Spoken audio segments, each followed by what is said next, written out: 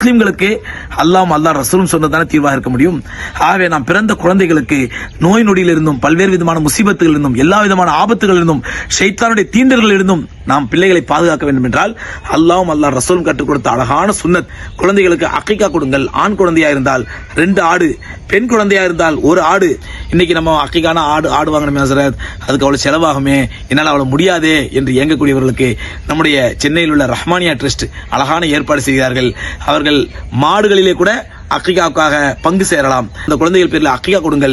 அது குழந்தைகளுக்கு வாழ்நாள் முழுவதும் வரக்கூடிய எல்லா விதமான பலா முசீபத்துகளில் இருந்தும், எல்லா விதமான கஷ்டங்களில் இருந்தும், எல்லா விதமான நோய் நொடியில் இருந்தும், எல்லா விதமான ஆபத்துகளில் இருந்தும் அந்த அக்கீகாவானது குழந்தைகளை பாதுகாக்கும் கேடயம் என்பது அல்லாஹ் ரசூல் ஸல்லல்லாஹு அலைஹி வஸல்லம் இந்த உம்மத்திற்கு அளித்திருக்கக்கூடிய அற்புதமான வாக்குறுதியாகும்.